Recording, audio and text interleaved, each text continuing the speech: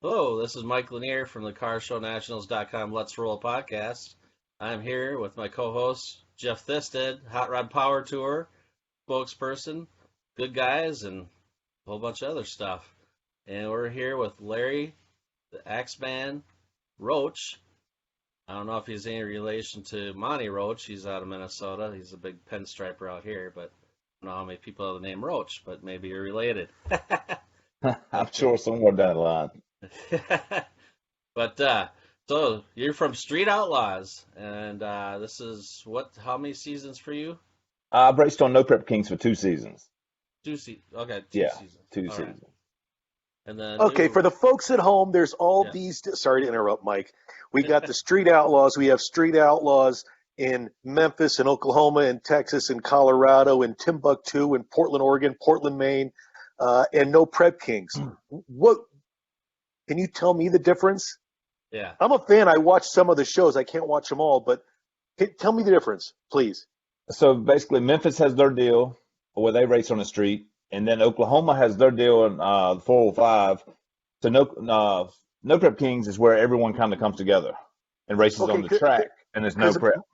my thought is that, or is it accurate to say that the Street Outlaws in Oklahoma, the 405 with Big Chief and Murder Nova, are was that the first series of the Yeah, that Street was the first Outlaws? series. Yes. Okay, Yeah. kind of like Happy Days, and then from Happy Days you get Laverne and Shirley and Joni Loves Chachi. Yeah. Okay, No Prep Kings is like another step. That's like they changed it up, and basically the way it came about was that's a way for the spectators to come out and visit the racers all in one location, and then it just grew from there.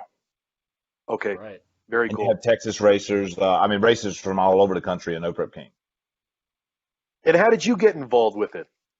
Uh, I'd always raced on sketchy surfaces in Virginia, and I loved it because I love like driving the hell out of my car. It actually excites me when it gets sideways. So So explain to me, wait, with sketchy surfaces. So you're seriously uh, not you don't go to the track. You will race that thing. And what is your car? Explain to the folks at home. It's a nasty little shoebox Nova. yeah, all right. On No Prep Kings, I raced a '63 little Chevy Tube. Started off Yep. with twin turbo Hemi, and then I went to a Pro Charger so I could get a weight break. Ended up loving the Pro Charger because I've raced blowers my whole life. So my new car, I noticed in season 2 that everyone was so competitive and the cars are so high caliber that I started building a new car, custom built for No Prep Kings, and that's when this year no one has really seen it. It comes out on the first time anyone will really see this car will be America's Fastest coming on Monday, and it's a '67 Chevy too with a Pro Charge Hemi.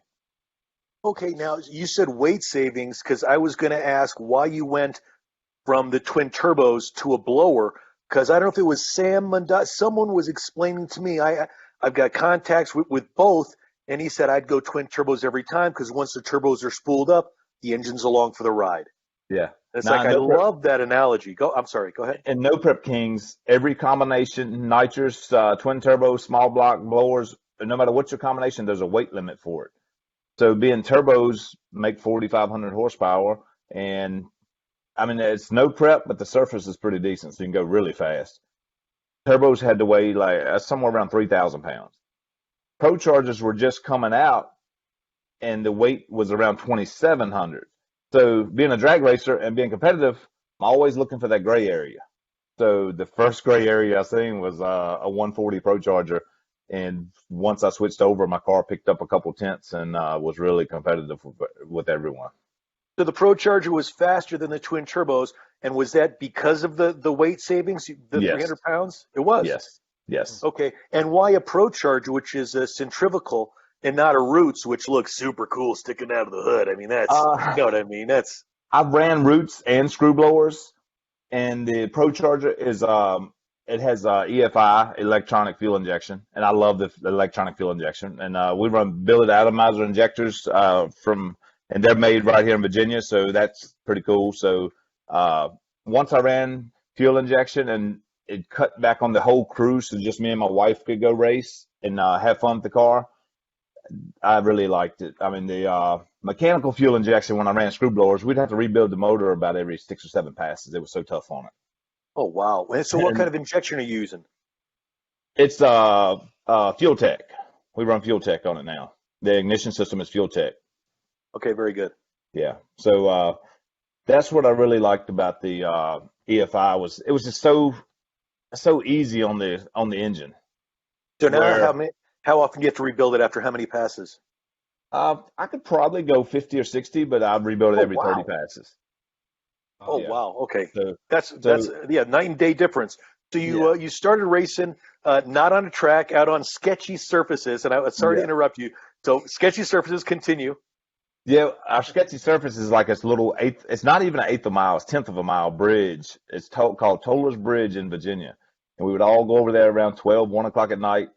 But our cars weren't like 4 second cars at the time. We were running 7 or 8 second cars, and all of us would get over there and just drag race until the cops would run us off. And you'd about hit these guardrails on the bridge. I mean, it was just really sketchy. So that would always excite me. And then when the track racing came about. I don't know. I loved it, but when no prep really showed up, I was thinking about the times we were always fighting the wheel and having to drive the cars. So that's how I got into the no prep. And Okay, now, go ahead. Sorry. go ahead, you go ahead. You mentioned something about the cops, the police running you off. And Yeah, I've heard rumors and stories. And I lived in Virginia when I was in the 8th grade, but I was too young to drive. I've heard since they're so close to Washington, D.C., that the Virginia police and patrols and whatnot are worse than the Nazi Gestapo, that they are the worst. Correct me if I'm wrong, but you live there and you have had interactions with them. yeah. Now they were actually pretty cool. They would just warn us. And actually, my cousin bought the property on the end of the bridge, so they couldn't get us for trespassing and being on private property. So That's that genius. all came about. That's And genius. and the other thing is the side of the bridge the starting line was on Bedford County. So that was on the farthest tip of Bedford County. So it'd take 2 hours for a cop to get there. So we have plenty of time to get over there and mess around before the cops will show up. Oh, that's funny. Yeah, there's a YouTube video of these guys doing an exotic car cruise, and they're minding their own business, driving super slow into this Yeah. sleepy little town, and the cops set up a roadblock, impound 30 cars. It's Nah, like, guys, the cops here are actually pretty cool. I have to give good, them credit. good, They, good. they were really good to us. That's awesome. Yeah. And All right, so usually the neighbors would call the cops. The cops really wouldn't come until got called. okay, yeah, especially since it's 2 hours away. All right, so you grew up on you've been playing on sketchy surfaces for a while. So how did you get involved with the TV show? Because you're in Virginia, and I know that the original Street Outlaws are Oklahoma, and Yeah, that's a yeah. couple of states away. It's not right next door. It's Yeah, I had a screw blown '64 Chevy Nova. I raced on 275 drag radials, and like you say, every race or two races we were spinning bearings, blowing the engine, blowing head gaskets, and I mean it was costing me a fortune to race it. I mean, I told my wife I was like, we were at one race in Georgia and had a lot of problems. I just told her I said I quit. I actually beat the door off the car. I was so mad. I said I quit. I'm done. I loaded in the trailer, took home, sold the car, and I told I was gonna quit drag racing. And I had a twin turbo '63 Nova. no, hold on. Before Twin Turbo 63, remind us where we were, Mike. You told your wife you were quitting drag racing. Did your wife say, "Yay, I'm so happy. I get you all to myself," Yeah. or I get No, more no. shoes, or was she sad? Does she love the drag racing? Yes, she loves it. She's diehard competitive, and we had kind of built like families at the racetrack where we know everyone and we love going. It's like a vacation, really. So when we get there, we know we're at everyone's trailer, people's at our trailer. I mean, it was just fun for the kids to hang out with other kids. Oh, that's so fantastic. Yeah. So I had a '63 big tire grudge car, a twin turbo Hemi in it, and No Prep Kings were coming to Galat, 2 hours from my house, and just being competitive. I mean, 50 of us were talking about going there because they had race your way in. We're like, we're going to No Prep Kings. We're going to race our way in, but they had 2 spots open, and I'm like, 50 of us. That's going to be tough to get in because I mean, you got to race down to 2 spots to even get in. So we show up and we're looking around for all our buddies and everyone. There's no one there. There's one other guy there to race his way in. So it's only 2 of us there to race their way in. I think they must have got nervous or I don't know. You know how people say they're going to do stuff and don't do it. Yes. That's Yes. kind of what happened. So we get there and we race, and we get into the show, and we thought it was cool. We had a good time, and we were just racing by ourselves. We ended up getting put out first round by Larry Larson. Then we went to the second group, and I think we won 2 rounds, and then Megalodon put us out. And I'm real good buddies with Megalodon, so that was pretty cool too, just to hang out with all our friends. And we came back home, and we talked about how good of a time we had. We had the time of our life, and that's when we both chose to follow the No Prep King circuit. So what was different about this circuit? Why did you have the time of your life there rather than other places? What was different about it? Because the surface was not prepped, so the cars couldn't use max horsepower, so it was a little bit of driving and tuning and a lot of other things involved. And the radio racing, which I love radio racing, I love the guys that race it, but when they prep the track perfect and the tires stuck to that glue, you can spend your whole savings account to win. I mean, you can blow your engine up. I mean, it's just so you can push your limit, and it was so expensive. And I felt like the no prep took me back to my roots, and I really loved it. Like, this cars wouldn't. I mean, I wouldn't go make a perfect pass every time. I mean, I remember at finish line, smoking the tires at 185 miles per hour, crossing the finish line at sideways. I was like, this is cool. This is what I love. So that's how we got back into it. Oh, that's awesome. Very cool. Then, and you've been, go ahead. And then, so the next season, they had Race Your Way In again in Kansas. So we drive to Kansas the first race, and we ended up, you had to get so many points in the first 2 races to get locked in. Just luckily, we got enough points, and we were locked in to the top 28, and we raced the rest of the season.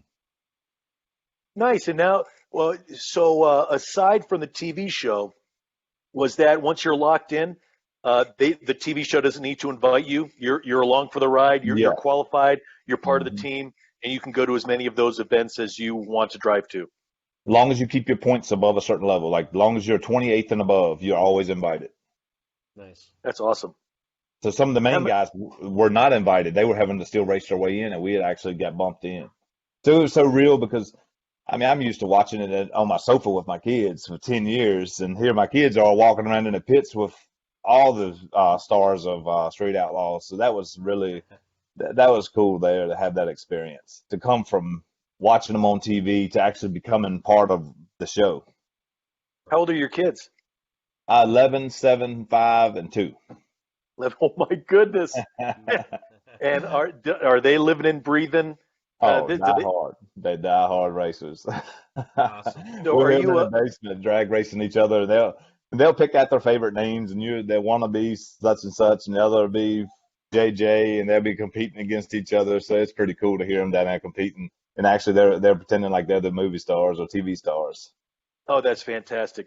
In your in your Nova or in any of your cars that you run, do you have a passenger seat?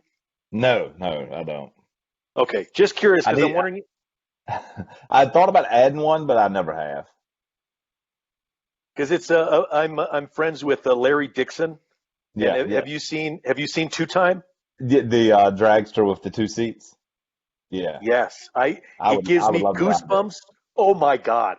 I've told him plenty of times, and he's like, "I won't let you pay for it, Jeff. I want you to find a sponsor to get it because it's before I could get it out of my mouth. It's $10,000 a ride. That's what it cost him. Yeah, to get. Oh my God!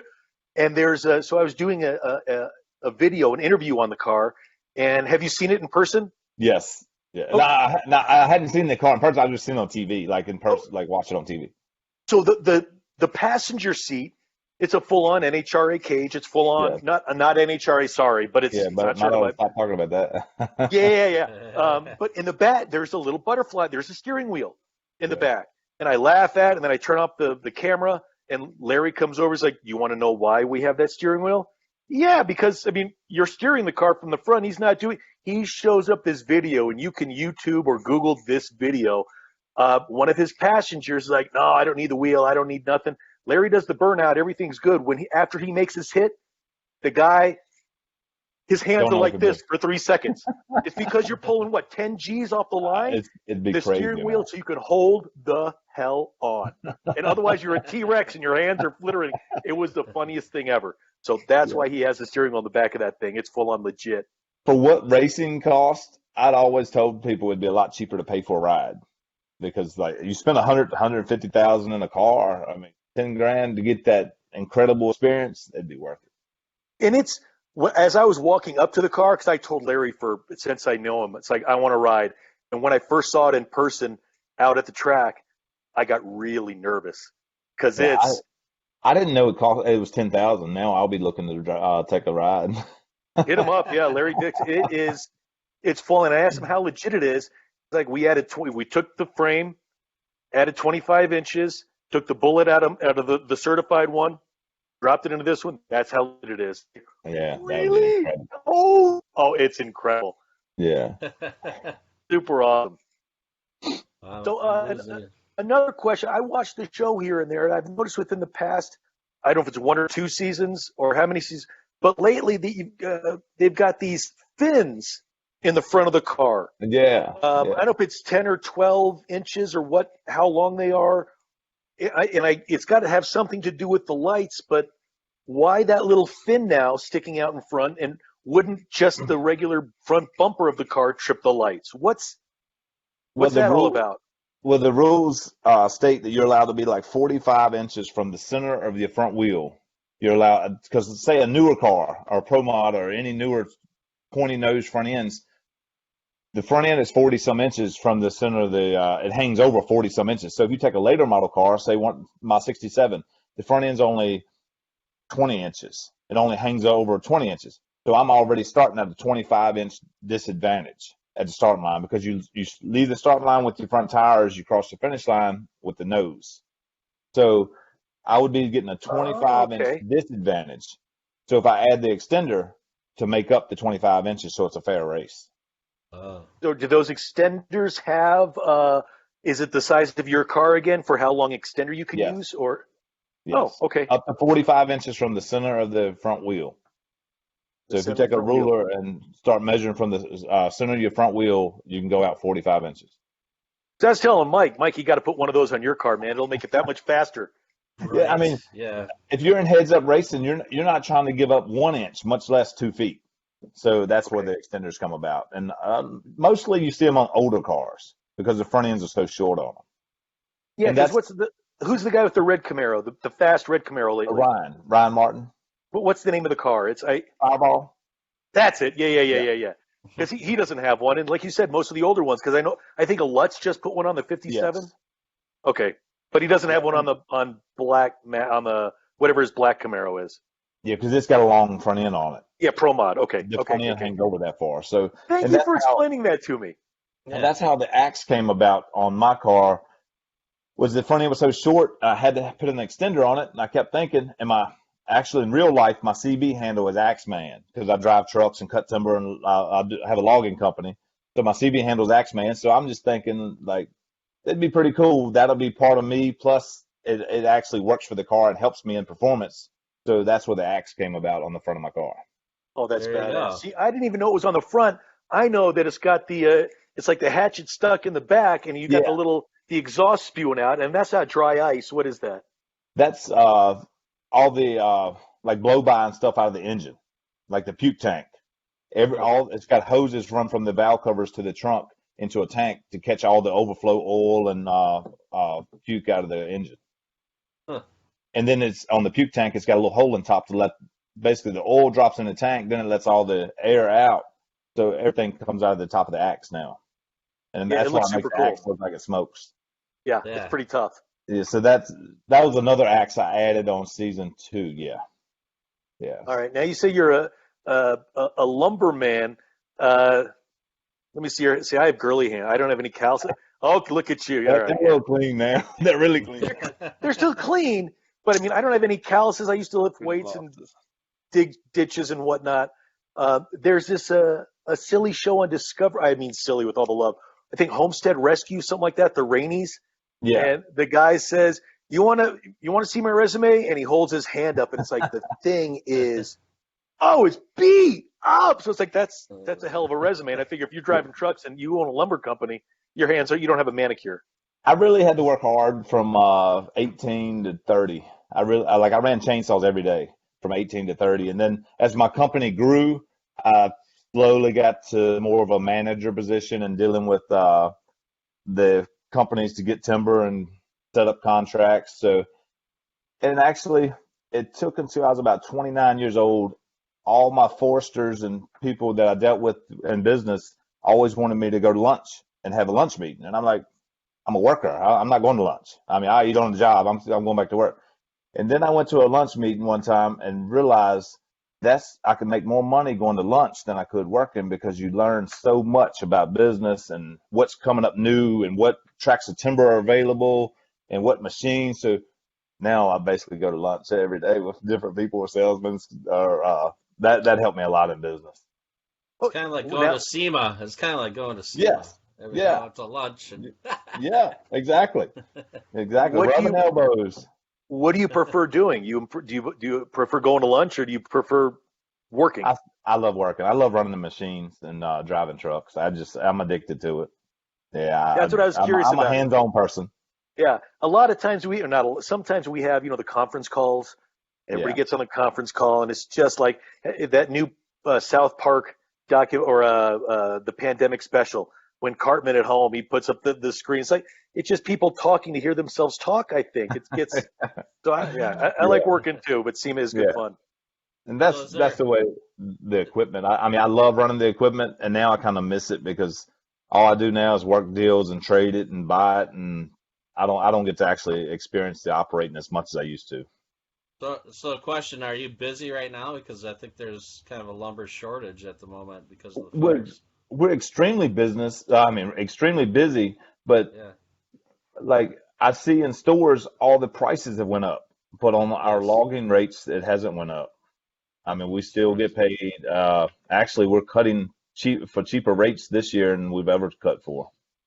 Oh, wow. That's odd. Yeah, and when you have all that equipment out there, you can't just say, "Hey, I'm raising my rate," because there's someone else standing there to take your place.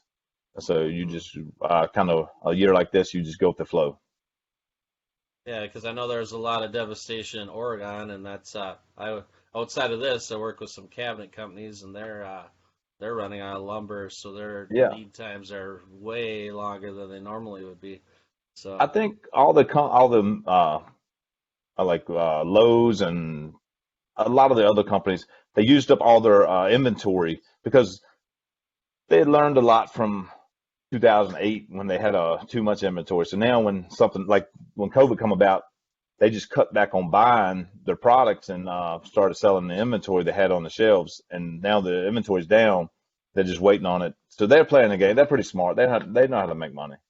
It's not the loggers gaining from it, I promise you. We're putting in more hours for less, I promise. See, I would rather have you guys make the money than Lowe's and Home Depot. Listen, you're the one out there getting the calluses. You're the one out there working, getting it. Yes. Yeah, they're the ones marking it up. Yeah, they're a lot smarter than I. It's not working that way. We get, the only benefit right now is the fuel prices are cheaper. So that's helping us a lot. That's our profit margin right now. Yeah, I notice they're still coming down. Fuel is coming down still. Yeah. We use about 20,000 gallons a week. So if it goes down 10, 15 cents, I'm excited. I'm happy to do that. See, you just brought me back to what the Gold Rush. I see. That's why Mike has me. I'm a fan of some of these shows. I watch. It's like how many gallons do you go through a week? Yes. That amazes me. It's like I got a 29-gallon fuel cell in my car, but 20,000 gallons of fuel a week is. And actually, let's get off of this. And when can the folks? When's your next race? Yeah. Well, like I say, it comes on Monday I think it premieres at 8:00. America's Fastest. That's the next race I'll be on. Okay, so that's the next one on TV. On TV, yes. And that's on Discovery Channel on tomorrow. Tomorrow. Yeah. Tomorrow. Yes. New season. And the next one we're filming is coming up at the end of this week, I think. Yes. Okay. So aside from filming, do you go out and play with the car outside of filming? You do. Okay. I go to Piedmont. Piedmont, North Carolina cuts me a deal on the rental fees, so I go there and test a lot. And they'll have no prep races and grudge races, and I'll go there and race and test my car at the same time. So do you post on your Instagram or your Facebook if you're going to test the car, or where can the folks at home, if they have fans? I kind of told people I would, but honestly, I'm kind of a very shy, state of myself person, and I don't feel like nobody cares to see me, so I just load up and go racing. I don't like I really don't advertise, honestly, like I should, but uh, eh, I know I you need got to, some fans. I know you yeah, have some fans because some of the guys that are going to be on our podcast, I know like Joe Zoper and yeah. Paul Joe, he's been Jones, really good to us. He's all really those good to us. guys. They're going to be on our podcast November 1st. We're going to have 30 celebrities on, so you might want to join that. All We got right, a pro mod driver. She's going to be on, and Sarah Edwards. She drove a jet race car. and we It's a decided we car. were gonna go to several races this year because there wasn't going to be much filming, Yeah. and then all of a sudden, Pilgrim calls, and we've been racing every weekend. I mean, we've Wow. been going. We just got home last. I got home last Wednesday, and we've been gone for 3 months. I'd had Oh to fly. wow. Wow. I'd had to fly back home to like check and make sure my business and all was still running good, and then we would fly back. And like I said, we've been racing for 3 months straight. Now tell the folks at home, and I don't know who Pilgrim is. Our Pilgrim is the company that films everything and then sells the film, Craig sells the Pilgrim, show. the Yeah, production company. production Yes. company that's then Discovery gets it after them, and yeah, no one kind of knows about Pilgrim, but nah, Pilgrim's been really good to me. I mean, Well, to he's all the racing, they've been good to racing in general because I mean they brought on the Street Outlaws, and actually I thought racing was going to die out before Street Outlaws. I'd seen Yeah. drag racing just falling and falling, and then all of a sudden, boom, they put the heartbeat back in it.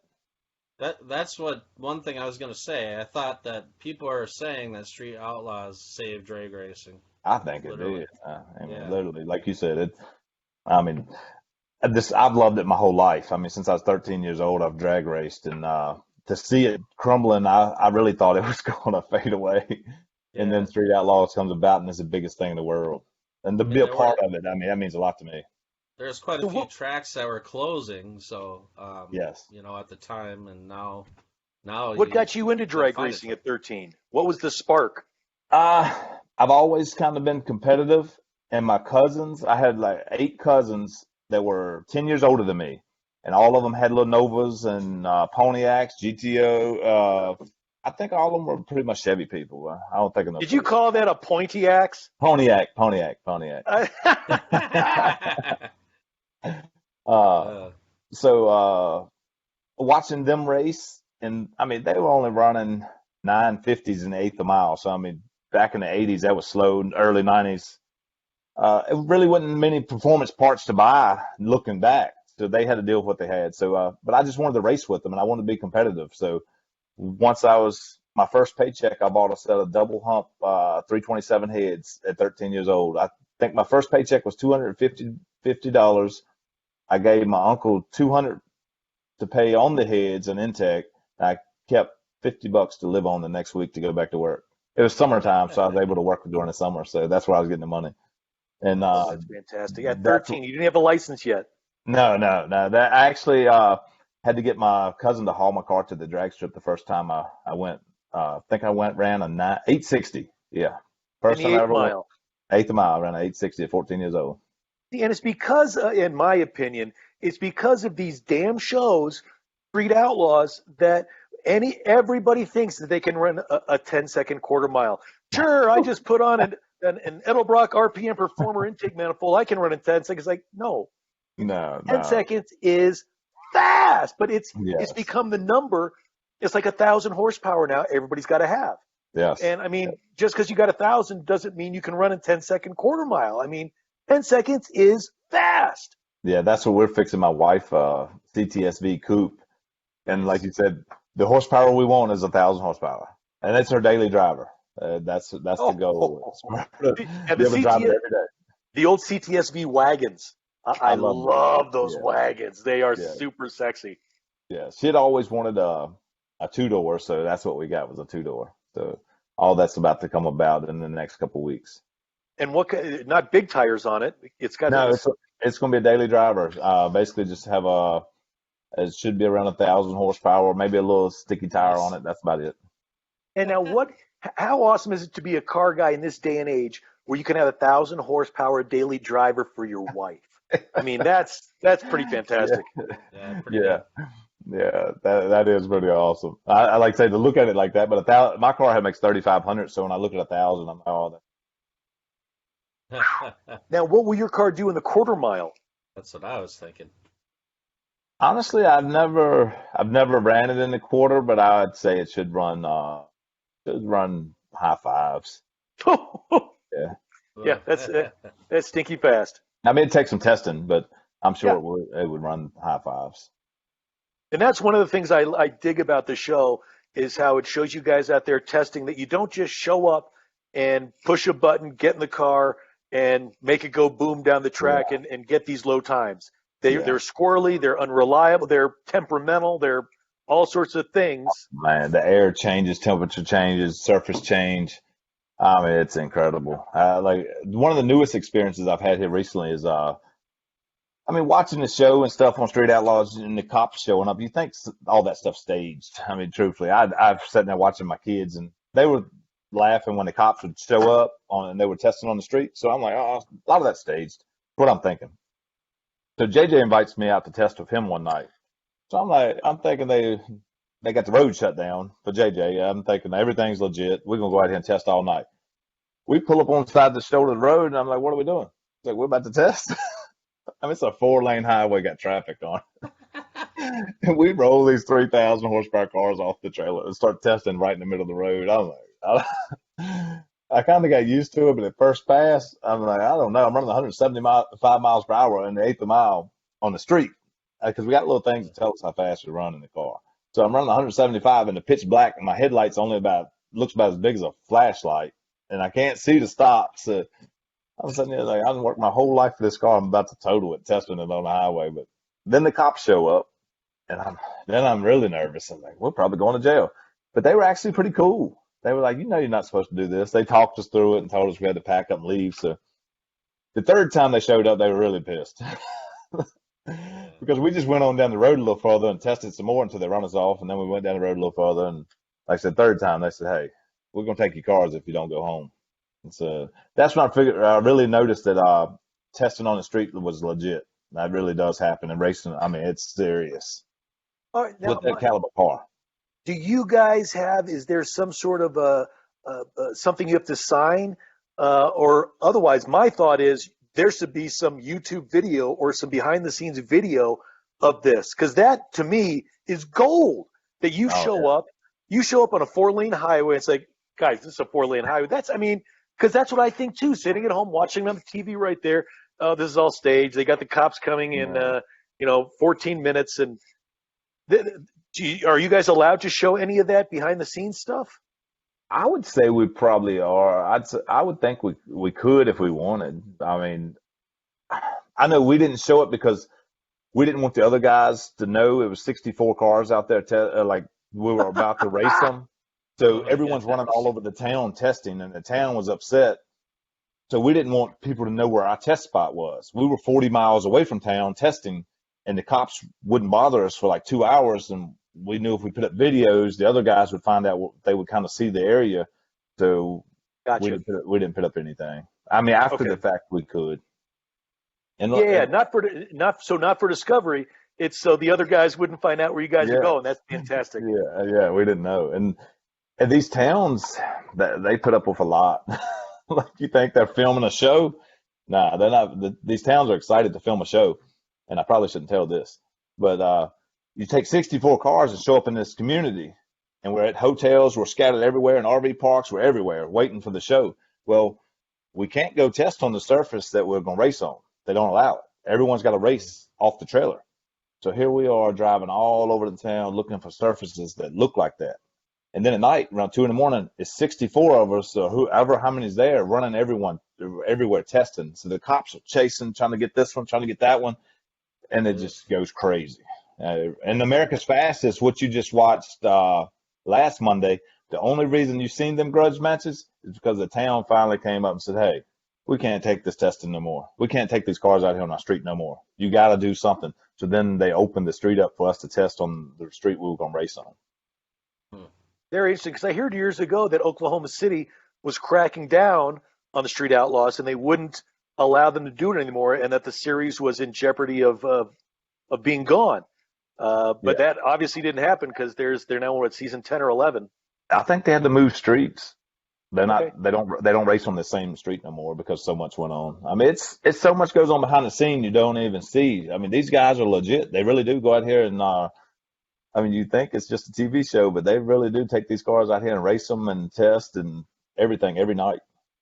I mean, we were on the nights we were not racing, we were unloading on the side of some street somewhere testing. I mean, 3,000 horsepower cars doing burnouts, picking the wheels up. I mean, I thought it was all a show made up for TV, but it's not. At night, even at night, like you said, 2 in the morning, pitch 2 in the black. morning. We figured out from a lot of the cops go off duty I don't want to say the town, but in the town we were in, they go off duty around 12:30, and it's not many. It's only 1 or 2 still on their shift. So we would wait till after 12:30. And one time we actually, and this is how we figured it out too, we were going to test and just happened to get behind one of them going out of town. So the next night we showed up at 11:30, and that one that we followed the night before actually pulled us over and told us we couldn't do it. So after that, we started going at 2. That way he would get on out of town, and we could have an hour or 2 to test. Oh, that's funny. And if you can find a road close to train tracks, so the train's coming through every so often, the neighbors are kind of used to the train coming through, blowing the horn all throughout the night. So when you fire them cars up, they don't really call the cops that much. Look for the train tracks, but the cars probably don't handle the going over those tracks very well. The big hump. Most of the roads run parallel with the tracks. Gotcha. Yeah, the one we were testing on 2 weeks ago ran parallel, and it was pretty cool. That worked out perfect. There was an old weigh station where the DOT weighs the trucks throughout the day. We pulled up in the weigh station and just unload the cars off and back out in the 4-lane highway and just make hits. Jeez. Oh, that's perfect. Staging area. It's so much stuff behind the scenes. It's incredible. And if they showed it, people probably would think it was staged, but it's not staged. Right. I mean, Very it's cool. legit. So on the TV show, there's approximately 64 cars, or is that a number that's normally what's going to be on the show? America's Fastest has about 120. Oh, okay. Yeah, so in Wyoming, it was getting crazy. We were in the RV. They had this big RV park rented out for us. We were making hits in the parking lot, and finally got that shut down. Then the town went crazy. The cops were going crazy. It was exciting trying to get that one filmed. Well, I mean, at 64 cars, you can't get them all run down the track in an hour. I mean, that's a lot of vehicles. It's like herding cats. I didn't know there were so many. And you said you just doubled that in Wyoming, over 120 cars? 120. They broke it into teams, so everyone came. Every team, there's 12 teams. They had from 8 to 10 cars on each team, and then you drew and raced. Each team raced each other, and once you lost, it would drop into another team, and narrowed it all the way down to one team. Then they raced Memphis. Huh. Gotcha. So that whereabouts in Wyoming was it? Casper. Okay, okay. Casper. So, and you said so the show airs tomorrow. Yes. Monday night on Discovery. Discovery at 8 Eastern. Discovery 8 p.m. And then where do you race? You said you're racing next weekend for the show, as it turns out. Yeah. That I don't or is it a secret? Talk about that. Okay. Yeah. That's all good. Yeah, So no public allowed. Yeah, this is just street racing. It's filmed, no public allowed. Okay. Yeah. This is for a different show. Yeah, I mean, it's for Pilgrim and Discovery, but it's a whole nother show the world doesn't know about yet. Oh, it's going to be very exciting. It's going to be huge, man. It's going to be the biggest. I mean, it's going to be huge. okay. I probably shouldn't say no more. We believe you. Yeah, we better not. Are you excited about it? Oh, believe me, I'm excited about it. Yeah. How many cars are involved, or how many? Probably can't say. I probably can't say that. Yeah. Yeah. Yeah. Shut up, Mike. Well, I don't want to get him in trouble either. It's going to be huge. I'm telling you. I mean, it's going to be huge. When can we expect to see it on the TV? All right, you have this one coming up Monday. Well, don't forget the brand new one you're talking about. It'll most likely be spring. Spring. Okay, spring of next year. I'd say spring next year. Yeah, all right, They're filming Before them. it comes out, will you you want to come back on and Oh, I'd love and to. fill us I'd in? love to. All Yeah, right, I'd love to. fantastic. As Thanks. long as they'll let me, yeah, I would love to. Yeah, that's It's gonna cool. be, it's big, it's big. Like I say, JJ is a big part of it. So, Tell JJ to get a better phone than a flip phone. They told me he can't do an interview because he's just got a flip phone. yeah. Sometimes when he'll send me a text, I don't know if I can text him back because I'm like, I don't know if that flip phone takes text or not. I don't send him no pictures because I don't know if a flip phone will accept pictures, so I don't ever send him pictures. Yeah, They've been really fun to be around because I don't know, you hear people talk about family and talk about closeness, and there again, once you may think it's TV that's making them look real close and tight, but nah, Memphis is tight. They're very close. I mean, that's true family there. I was really impressed. That's the way I grew up. So when I so at the time I spent around them, I was really impressed with them. Very, and them girls are truly some badass drivers. hmm I'll tell you one time, I won't go too much into it, but we were at this one race. Somehow the pot had got up to $48,000 on small tires. And here Trish is driving the heifer. And to watch this little girl, I mean, I call her a little girl because she weighs about 90 pounds. She looks about 90 pounds. She rolls up and did everything flawlessly. I mean, I probably would have broke under that pressure knowing there was that much money on the line. And she outruns a car that everyone said could not be outran. I mean, it blew my mind. And won the $48,000. I Wow. was 48 grand in one race. one race. It was a $10,000 race, and then the other team matched 19,000, and JJ pulled 19,000 out of his pocket. His Wow. team put up 19,000, so it was $48,000 cash sitting on the starting line on one race. And she rolled up there and did not break under that pressure. That blew my mind. And just as she come back down after she won, the car has roll up windows. She rolls the window down and just waving at people, just like she's on a Sunday drive.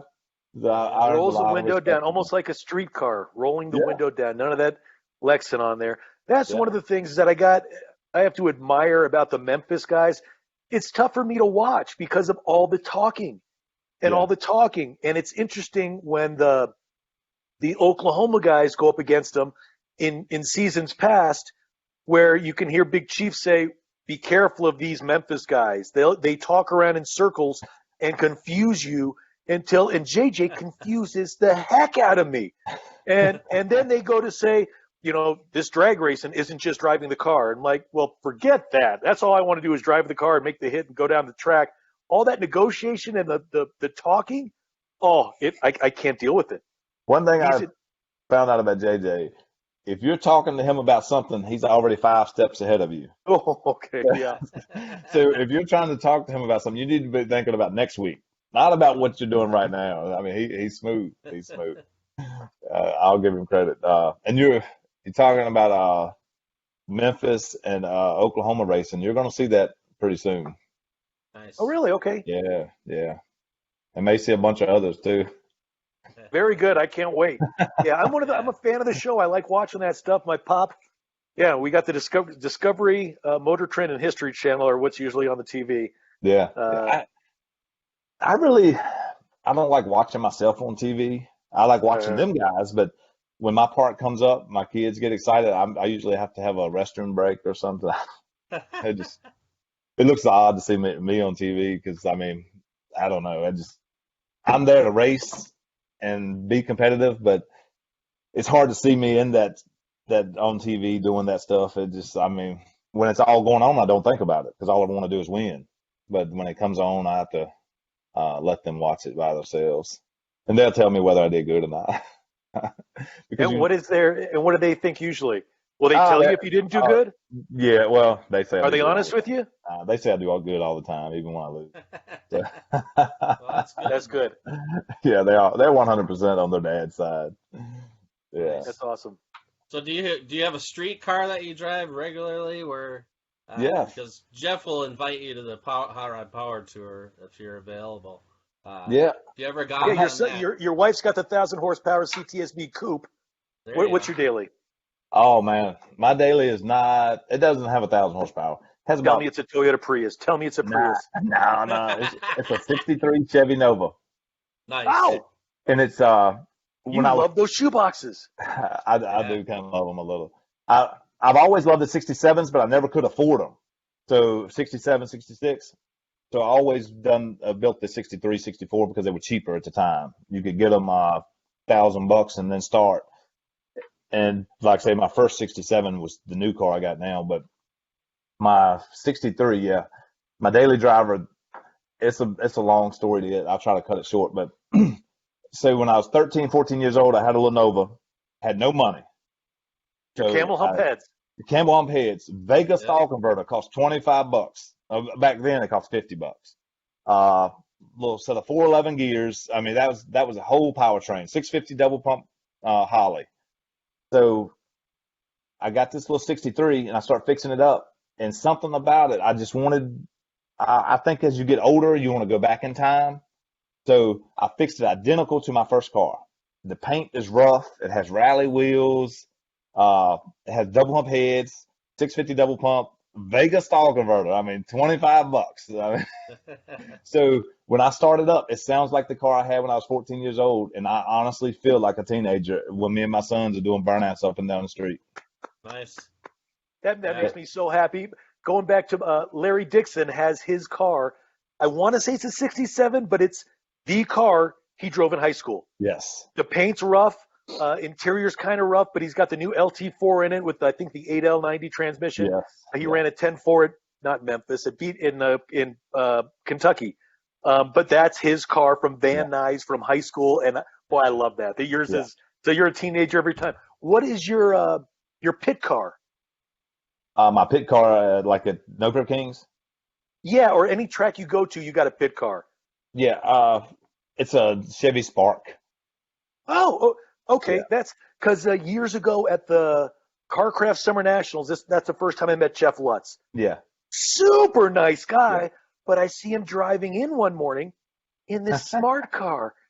Like, dude, what's going on with this smart car? Oh, that's a pit car. Instead of using the Cushmans, they're smaller than a Cushman. They fit on the trailer, and we can take them to McDonald's, Yep. and they have AC. Yep. Wait, what? Nice. Yep. What? Yeah. So We now went- I see a lot more of these smart cars, and it's like the Chevy Spark. It's not a smart car, but it's small and it has AC. We were going with the smart car, but we have kids, and at the pits you can't. Yeah, I mean, we need more room, so we went with the Chevy Spark. Was the lightest, smallest four-door at the time, so that's how we ended up with Chevy Spark. Oh, I love it. That's so funny. So that's how, like I said, the kids. That's what they learn to drive now at the shop. Like my son's 11, and he's driving the Chevy Spark, or he drives my little '63 around. I let him pull it around the garage and wash it and stuff, but. Okay, so And my- back to your daily. What's in it? What's the engine? Is it still the 327 or? My original engine when I was 14 years old was a 355 Chevy. It's identical. It's a 355 with 11-to-1 compression. I actually did put back in the day I ran a pretty decent sized cam, but I put the big mother thumper in it now, so it thumps real good, and it's identical. It overheats when I drive it and everything. I mean, it's everything I had when I was 14 years old. Turbo 350, turbo 400, Turbo 350. turbo 3. And what's the rear end gear? I think this one's a 390. Oh, okay. So that'll. Yeah, so I That's can drive a little bit. And your 11-year-old son is learning to drive on that. Yes, it still has the single master cylinder, and That's great. I told my wife I need to change that because on our daily cruises, that could get very dangerous. We figure that, doesn't- and you probably want to make it so it doesn't overheat too. Yeah. I probably should update some stuff, but I'm scared. If I get like I'm just like any racer or anybody that works on cars. Once you get started at one step, it never stops. I'll end up a full blown pro mod by the time I'm done if I change one thing. That's a hot rod though. One of my friends, after I did something to the 55, so are you done with it now? It's like, dude, it's a hot rod. It's never done. There's always something. My daily driver is done. It's just an old clunker, really. I want it to, every time I get in it, I always want it to remind me of being 14, 15 years old.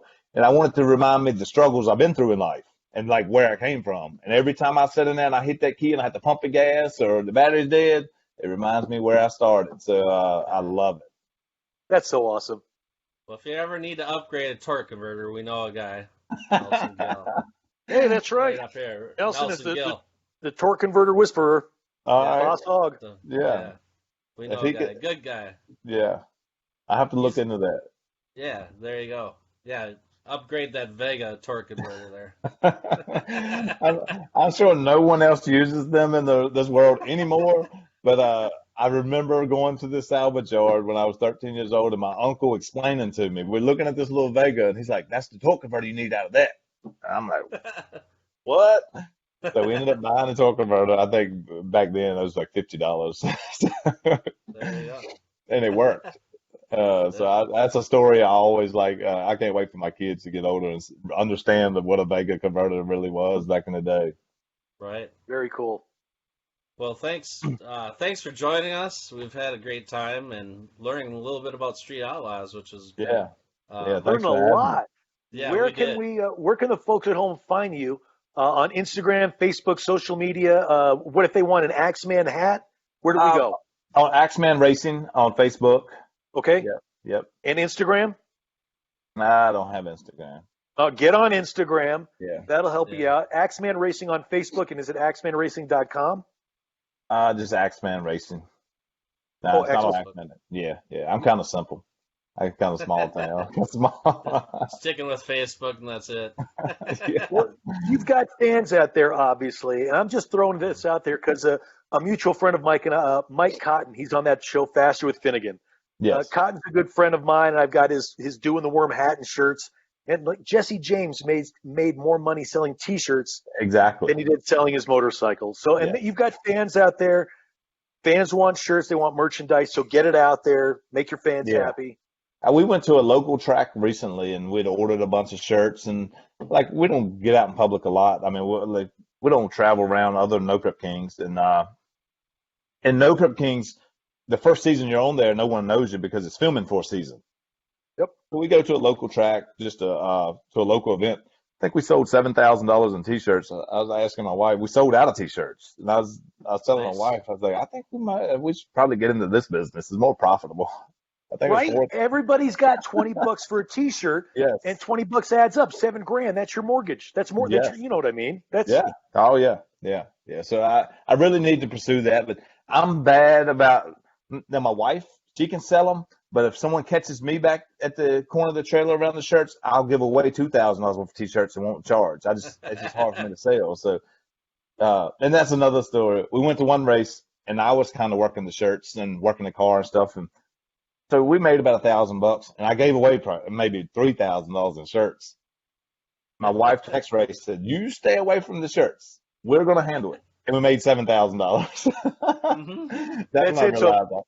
So, folks at home, if you ever see the Axman Larry out at any of these things, make sure to see him at the shirt tent and not his wife. Right. He'll take good care of you. Yeah, I do tell people that. They ask me how much the shirts are, and I'm like, let me see my wife here. I'm like, they're 20 if she's here, they're free if I'm here. Right? Oh, that's Yeah. great. Yeah. That's Like great. I did the same thing. I ordered $750 worth of shirts, and I've handed most of them out. I'm like, Yeah, I was and- supposed to be selling them. It happens. If kids come up, I'll give them every shirt I got. I just can't charge a kid. It's just tough on me. Well, especially with the kids nowadays, it's like so many of them getting into imports and not being into cars. It's like Yeah. if you're a fan and you like the small blade and you like the hot rod stuff, you gotta keep that fire alive. I think. Yes, I I agree. love it. I love it seeing their excitement, and that's one I didn't think about it at the time. But when I started with the axe, when I added the axe to the car, it was kind of like I didn't realize a prop would be that big a deal. Oh. But the kids go crazy over it, and then when I come right up to you in person and actually, they could care less about like seeing me. They want to hold the axe, and when they get to hold the axe, that's when they really like you bond with them right there. And when they take that picture of that axe and hold it, it's over. It's like Thor's hammer. Yeah, that's it. That's it. I mean, Yeah. that's pretty Yeah. good stuff, man. Yeah. So the parents will send me messages thanking me for letting their kids take a picture with it and take a picture of me, and that pays for everything. I mean, it's priceless. That renews your soul. Yes. What was your kid's opinion of the Ford versus Ferrari movie? I should ask him. I remember him talking about it a lot, but he's I don't know which one he liked the best in that What did movie. you think of it? I can't remember what Oh, that's funny. My 7-year-old nephew, we watched it, and he yeah. loved it. Talked through the whole thing, and we're here in Colorado, and it's like I ended up taking him to the Shelby Museum in Boulder, and he got to see the car The that actual car. Miles drove, the car that beat Ferrari. It's like, what do you mean? It's like that's though it's not the one in the movie. This happened. That's the one that did it in real life. No Yeah. way, Uncle Jeff. So it's like I try to keep that gasoline poured on the fire, and And when I watched it, it was hard for me. Like I knew it was true, but it was just hard to believe that Ford pulled that off. And there was so much going on back in that time. And I don't want to wish my life away, but it made a part of you want to live back then and be a oh, part of that stuff. I mean, I think we all still try to live them days. Everyone's trying to live in 1966 and 67. well, I used to say that too because gas was cheap and the horsepower was Yeah. plentiful. But aside from all this stuff that's going on this year, now or 2019, 2018, 2017, you can go to Ford, Chevy, or Dodge and buy a car with 6, 7, 1,000 horsepower with a 5-year, 70,000-mile warranty, as long as your credit card is big enough, or as long as you've got a big Yeah. enough bank account. I mean, Yeah. now is not the golden age of hot rodding, but it's got the Copos back, you've got the Hellcats, the Everything. Demons, Everything. everything. Yeah, I grew up as a little Mopar kid, but when I had to spend my own money, I couldn't afford the Mopars. Ah! That's how I got the Chevy. My dad is diehard Mopar, and I'll tell you another little. Like I said, this might be a little too much, but I had a 69 Camaro single turbo. I mean, it was beautiful. And the guy called me up one day and he said, "Hey, will you do any trading?" And I'm like, "Nope. We need money. Me and my wife needed money to build a house." I said, "I can't do any trading." And in back of my mind, I said, "There's one car that I would trade for." And in back of my mind, I said, "Well, what do you got?" He said, "I got a 70 Cuda, pistol grip, 383." And my dad was a big 383 guy because he couldn't afford the 426 or 440s. So I just kind of slow played him. I said, "Well, send me some pictures." He sent me pictures of blue, mint condition. I mean, it was, I mean, money couldn't buy something that nice the way I looked at it. So I was dying for that car. So he showed up in my garage, looked at my Camaro, and he said, "Hey, I'll give you," I think it was like 10,000 to boot. He'd give me 10,000 more, and Plus the CUDA. plus the Cuda. So I got the Cuda. And he got the Camaro, and I was still looking at the Cuda, just could not believe it was mine. I just could not believe it. So called my dad. He did not know it. I got my dad to come down, and we gave it to him. Oh. So this is the best part of the story. I told Dad, I said, "You can leave it in my garage. Just leave it here housed. That way it's so nice a car to stay clean all the time." And Dad said, "All right, that's fine." So my dad drove the car, took all the family, grandkids, and everyone riding in it. I mean, like took back old time memories. Like you could tell, I mean, Dad was in heaven. So he comes down next weekend and gets the car. He takes it riding again. And I'm thinking, like, if he leaves it here, I get to ride it on the weekends too. The third weekend when he came to get the car, it never came back. He took it home. He's had it since. And about every month, I'll see him cruising through town on his 70 Cuda. So he still has it. Yeah. Oh, yeah. Yeah. Oh, that's fantastic. Yeah. So Fantastic. that was his dream car, and just happened. All of it laid right in my hands, and worked out so he could have it.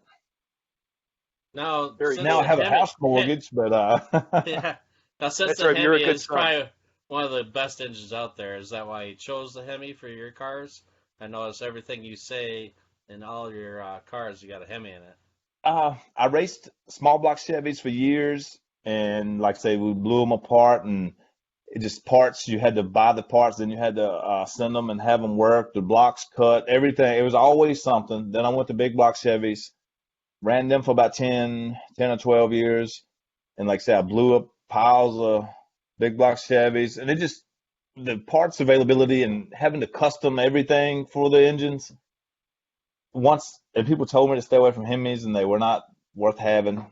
So finally, PKM, Kevin Mullins in North Carolina said, "Hey, get you a Hemi."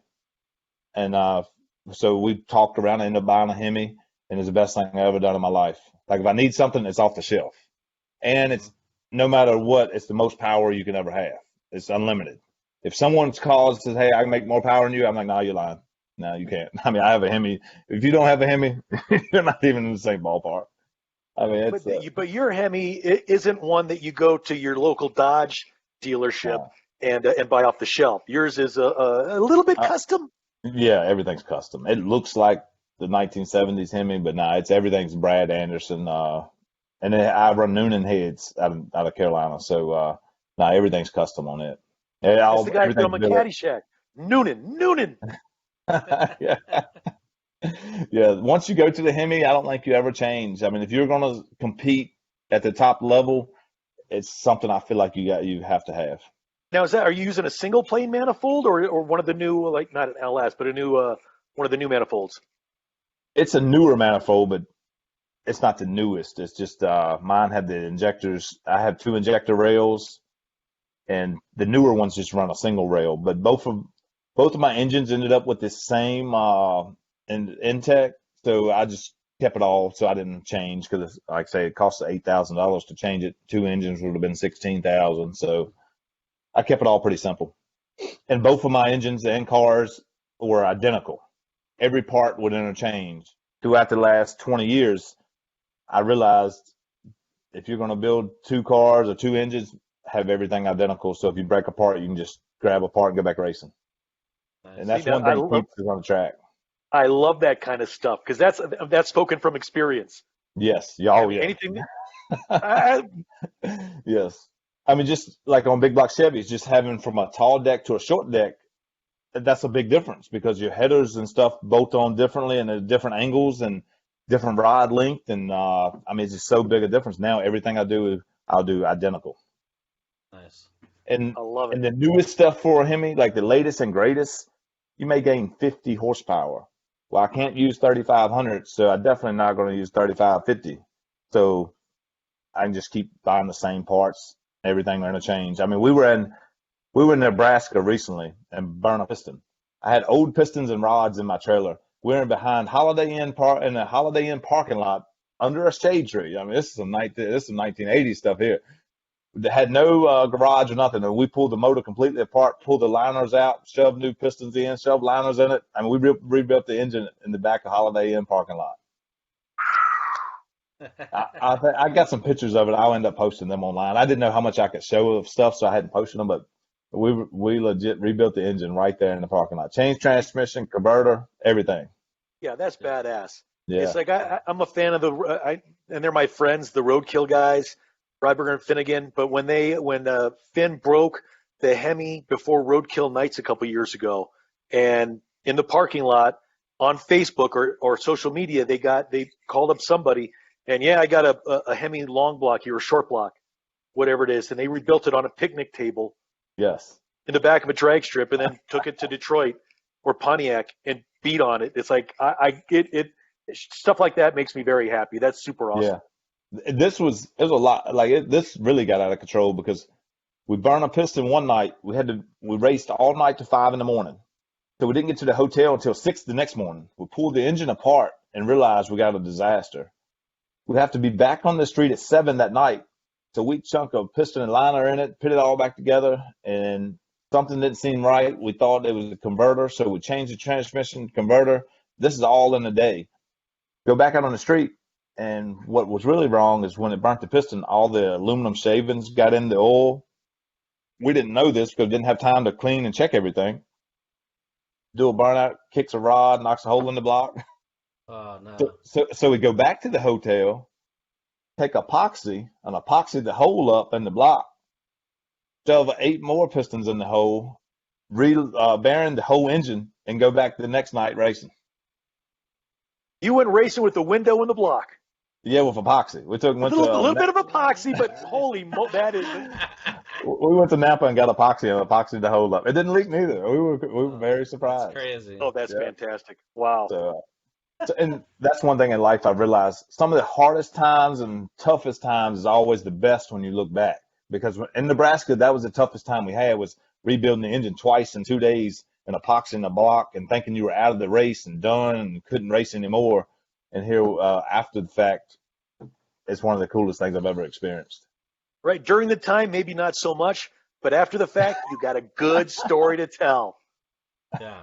It's not Yeah. duct tape. It's not duct 60 tape. hours with, Epoxy. yeah, Epoxy. 60 hours Whoever thought. of working on the car, 5 hours sleep. Like say, at the time, like you said, it was the toughest time of my life, but looking back, it was the best time of my life. Oh, that's Yeah. fantastic. Thanks so much for Wow. coming on, Larry. We appreciate it. Yeah, great time. Thank you so much for joining us. Thank y'all for having me. And again, Axman Thank Racing y'all. on Facebook. And you're not on Instagram, No. but Axman Racing on Facebook. Yeah. All right, give him We'll a get follow. those Check on out some of his Instagram. gear, and be sure to see him at the at his shirt tent at his next event. Appreciate it, guys. See y'all later. All right, take care. Thanks. Thank y'all. Bye.